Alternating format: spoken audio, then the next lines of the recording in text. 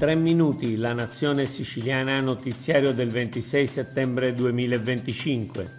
Altri 10 milioni al contributo di solidarietà.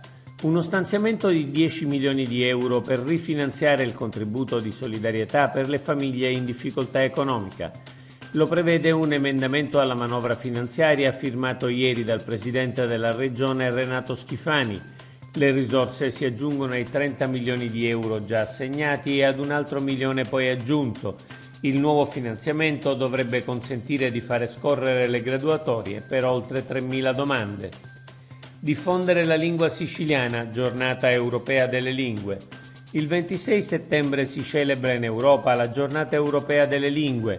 Con oltre 200 lingue parlate, l'Europa è un mosaico linguistico con lingue ufficiali, minoritarie e regionali.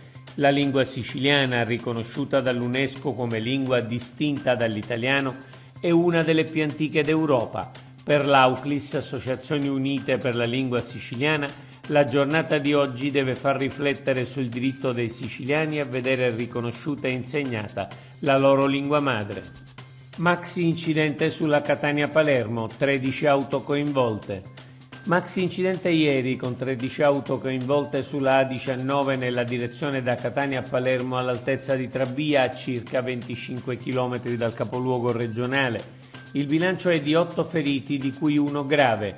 Un camion avrebbe perso improvvisamente molto olio dal motore. La scivolosità che si è determinata ha quindi provocato il grave tamponamento a catena. Lunghe file e autostrada chiusa per molte ore. Equitazione, internazionali di Sicilia e Coppa degli Assi. Torna a Palermo la grande equitazione. Il ritorno a Palermo degli internazionali di Sicilia e della Coppa degli Assi rappresenta, come ha detto Schifani, un momento di grande orgoglio per la nostra regione. Dal 26 al 28 settembre e dal 2 al 5 ottobre al Parco della Favorita. La Coppa degli Assi è alla 40ª edizione ed è il secondo concorso ippico internazionale più antico e longevo del paese, secondo solo a Piazza di Siena. Vile pestaggio di una vigilessa a Palermo. Le donne non si picchiano e le divise si rispettano. Entrambe le regole tramandate dai nostri nonni sono saltate. A Palermo una vigilessa di 57 anni è stata brutalmente picchiata da un uomo negli uffici del giudice di pace, riportando lesioni gravi e una prognosi di 30 giorni. Speriamo che l'autore venga punito severamente e attendiamo che le aggressioni con prognosi superiore ai 20 giorni vengano considerate tentati omicidi. Costituito a Palazzo Chigi il Dipartimento per il Sud. Il Governo, con un emendamento a un decreto legge, ha istituito il Dipartimento per il Sud, che avrà la funzione di coordinare le politiche per il Mezzogiorno.